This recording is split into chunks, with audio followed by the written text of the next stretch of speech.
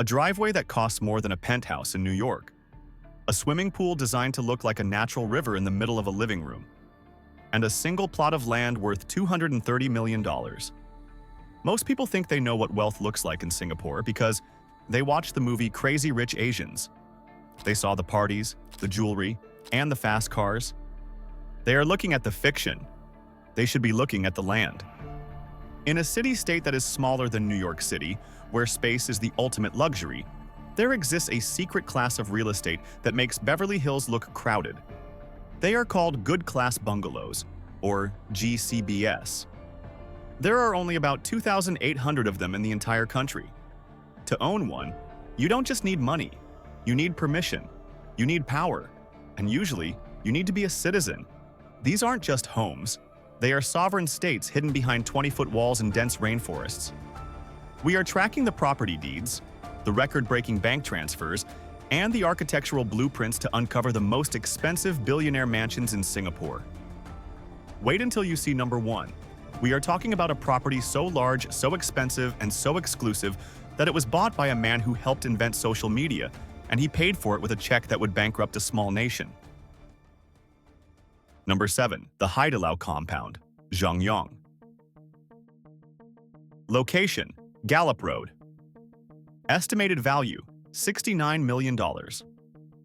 We start with the man who proved that serving hot pot isn't just a business. It's a path to becoming the richest man in the country. Zhang Yong, the founder of Haidilao, didn't just buy a house. He bought a piece of art that looks like it's about to take flight. But before he was collecting mansions on Gallop Road, Zhang Yong was a welder in a tractor factory in rural China. He didn't have a high school education. He didn't have capital. He had 4 tables and a dream to serve soup better than anyone else. He slept in the back of the shop. He bowed to customers who treated him like a servant. The turning point came when he realized he wasn't selling food. He was selling service. He offered free manicures, shoe shines, and noodle dances to customers waiting in line. This obsession with customer experience exploded his brand globally. When Haidilao went public in Hong Kong, Zhang Yong's net worth skyrocketed, instantly making him a multi-billionaire and allowing him to move his headquarters and his life to the tax-friendly haven of Singapore. But here is the detail the business pages missed. When Zhang Yong arrived in Singapore, he didn't want a normal mansion. He purchased the Winged House on Gallop Road for $27 million in 2016. This isn't a standard box house. Designed by K2LD architects, the home is shaped like 2 massive timber wings floating above the ground. The form is inspired by the traditional Malay vernacular roof, but twisted into a futuristic sculpture. Every inch of the home is calculated for airflow and light, eliminating the need for harsh air conditioning in the tropical heat. But one GCB wasn't enough. In 2021, his son, Zhang Hanzi, purchased the bungalow right next door for $42 million. This effectively created a private family compound worth nearly $70 million in one of the most prestigious neighborhoods in Asia. The combined land area is over 37,000 square feet, in a city where the average family lives in 900 square feet. Zhang Yong built a compound for his family, but our next billionaire bought a fortress for his privacy. He is the CEO of the most controversial app in the world, and his new home is a statement of pure defiance. Number 6. The TikTok Palace, Zhi. Location: Queen Astrid Park. Estimated value: $86 million. If you have TikTok on your phone, you have contributed to the mortgage of this next mansion. Zhi, the CEO of TikTok, didn't just buy a house. He bought into the Queen Astrid Park Enclave, a neighborhood so exclusive it is often whispered about as the billionaire's playground. Zhi is Singaporean-born, but his rise wasn't guaranteed. He survived the grueling Singaporean military service as an officer, then survived the Shark Tank of Harvard Business School, and finally, the cutthroat world of venture capital at DST Global. He was the man who personally led the investment into ByteDance, the owner of TikTok, before it was a global giant. He bet his career on an app for dancing teenagers. It paid off. When he became the CEO of TikTok, facing down the US Congress and global scrutiny, He needed a sanctuary. In 2021, amidst the height of the tech boom, he dropped $86 million on a Good Class bungalow. But here is what makes this purchase insane. The house itself was old. It was a teardown. Chu Shuzi paid $86 million essentially for the dirt. The property sits on 31,800 square feet of land. In Singapore, land is finite. You cannot make more of it. Queen Astrid Park is known for its rolling terrain and lush greenery, offering a level of privacy that is impossible to find in the city center. The value wasn't in the bricks, it was in the address. To put $86 million into perspective, that is roughly $2,700 per square foot. For a piece of grass. He is expected to spend another $20 to $30 million redeveloping the site into a modern fortress, likely equipped with the kind of security systems you usually see in spy movies. This is new money, establishing roots in old soil. The TikTok CEO bought dirt for $86 million, but our next tycoon bought a view that cost him his reputation in the UK, but crowned him a king in Singapore. Number 5. The Vacuum King's Garden, James Dyson. Location, Cluny Road. Estimated value, $50 million plus. He is the man who reinvented the vacuum cleaner, the hairdryer, and the hand dryer. Sir James Dyson. He caused a global controversy when he moved his company's headquarters from the UK to Singapore, but his real estate shopping spree was even more shocking. Dyson spent years in debt, creating 5,127 prototypes of his vacuum cleaner before one finally worked. He mortgaged his house. He was rejected by every major manufacturer. He was the ultimate underdog inventor. When he finally succeeded, he vowed to live life on his own terms, regardless of what the British press thought of him. In 2019, he arrived in Singapore and dropped $73.8 million on the Woolwich Residence Super Penthouse, the most expensive apartment in Singaporean history. It occupied the top 3 floors of the tallest building in the city. But then, in a twist, he realized that living in the sky wasn't enough. He wanted the ground. He purchased a Good Class bungalow on Cluny Road for roughly $50 million. Some reports say $41 to $45 million, but with taxes, the figure swells. This house is special. It faces the Singapore Botanic Gardens, a UNESCO World Heritage Site. Most billionaires look at other houses. James Dyson looks at trees that are older than his country's industrial revolution. The house itself features a cantilevered spiral staircase that looks like a piece of DNA, an infinity pool that curves around the property, and an indoor waterfall. It was designed by Guz Architects, famous for blending nature with concrete. Although he later sold the penthouse at a loss, a rare financial misstep for him, he kept the bungalow. Why? Because a penthouse is just an apartment. A Good Class bungalow on Cluny Road is a legacy. It is one of the few places in Singapore where a foreigner, though he became a permanent resident, was granted special permission to buy land because of his exceptional economic contribution. He literally bought his way into the exclusive club of land ownership. Dyson bought a view of the gardens, but our next billionaire doesn't need a view, because he owns enough land to build his own park. Number 4. The Paint Tycoon's Estate, Goh Cheng Liang. Location, Garlick Avenue. Estimated value, $93 million. If you look at any wall in Singapore, chances are the paint on it put money in this man's pocket. Goh Cheng Liang, the founder of Haidilao Holdings, partner of Nippon Paint, is often cited as the richest Singaporean. And he bought a property that is less of a house and more of a territory. Goh's story is the ultimate rags to rulers epic. He was born into poverty. He sold fishing nets. He worked in a hardware store. He didn't have a university degree. After World War II, he bought surplus rotten paint from the British Army, mixed it with solvents, and sold it under his own brand, Pigeon Brand. That hustle turned into a partnership with Nippon Paint that now dominates Asia. In 2020, while the rest of the world was panicking about the pandemic, the Goh family went shopping. They purchased a massive Good Class bungalow on Garlick Avenue for $93 million. Here is the secret insight. This wasn't just a house. It was a strategic land grab. The property sits on 101,550 square feet of freehold land. To give you a sense of scale, a standard Good Class bungalow only needs 15,000 square feet. This single purchase is the size of nearly 7 standard mansions combined. It is one of the largest single residential plots ever transacted in Singapore's history.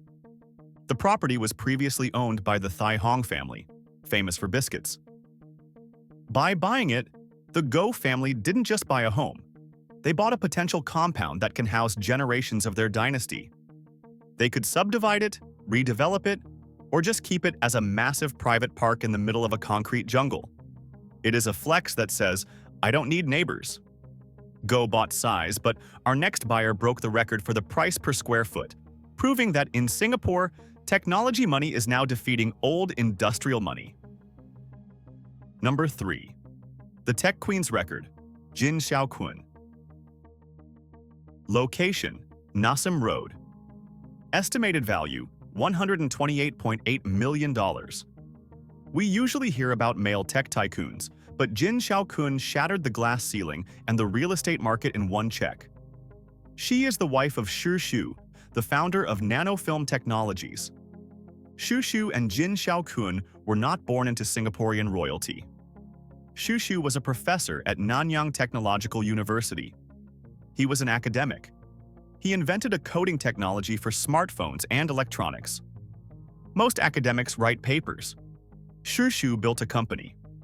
He transitioned from the lecture hall to the IPO bell. When nanofilm listed on the stock exchange, they became billionaires overnight. What do you do when you go from a professor's salary to $1 billion net worth? You buy the most expensive street in the country. In 2021, Jin Xiaokun bought the Ladyvale Bungalow on 30 Nassim Road for $128.8 million. Nassim Road is the 5th Avenue of Singapore. It is where the embassies are. It is where the old British colonial black and white houses stand.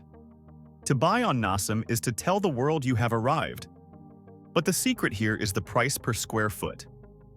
She paid roughly $4,005 per square foot. This was a record-breaking number that sent shockwaves through the market. It signaled that the tech billionaires were willing to pay any price to displace the old money. The house itself is a conservation bungalow, meaning she cannot tear it down. She has to restore it. She paid $128 million for a house she cannot demolish. That is the ultimate luxury, buying history just to live in it.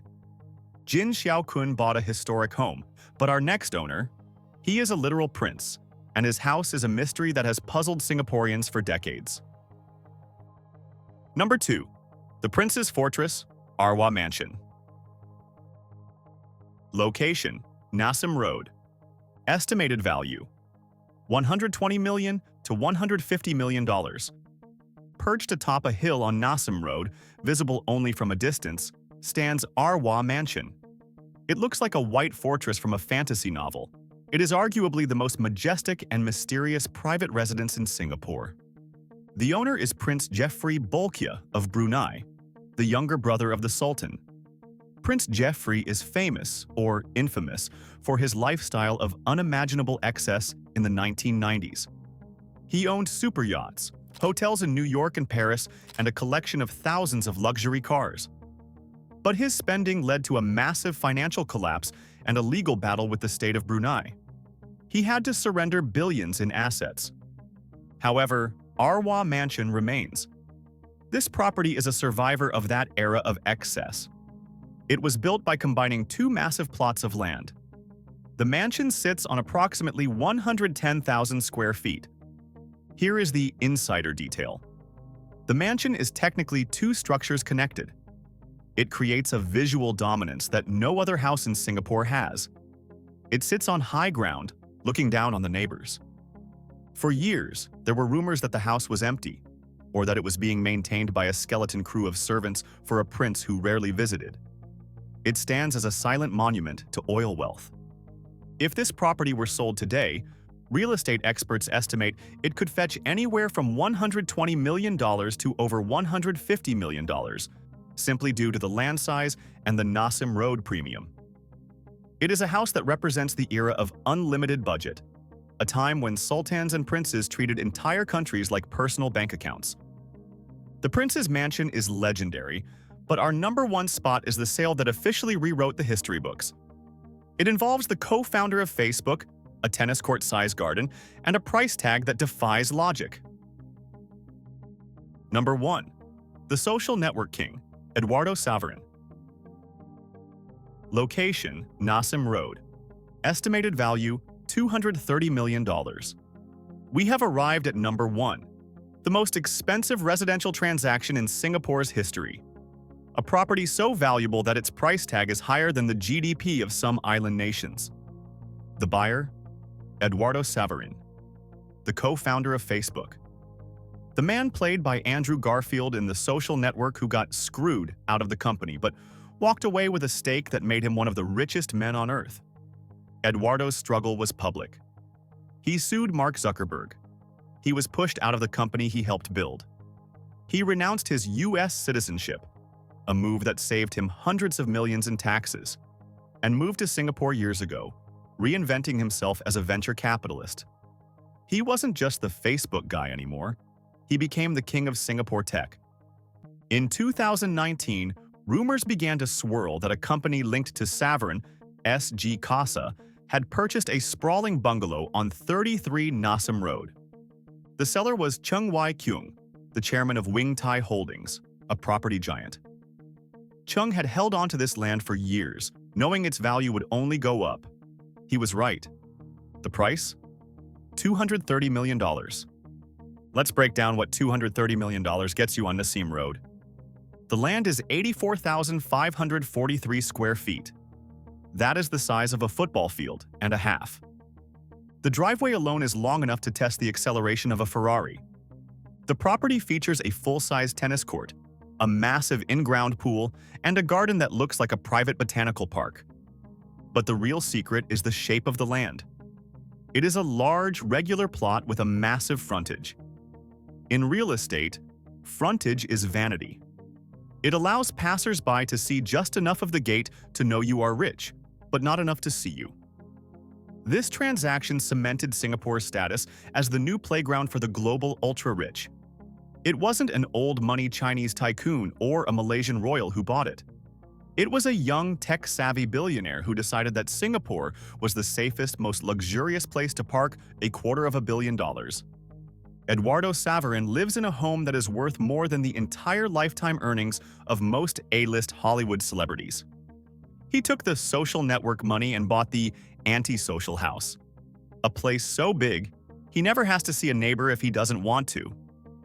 From serving hotpot on Gallop Road to coding Facebook in a dorm room and buying Nassim Road, these mansions prove one thing. In Singapore, land is the ultimate scorecard. These billionaires didn't just buy houses, they bought immortality in concrete and soil. So, which of these mega mansions blew your mind? Was it the $27 million winged house or the $230 million Facebook fortress? Let us know in the comments below. And if you want to see what $100 million buys you in New York City compared to Singapore, click the video on your screen right now. The difference in size will shock you. Subscribe for more deep dives into the hidden wealth of the elite. I'll see you in the next one.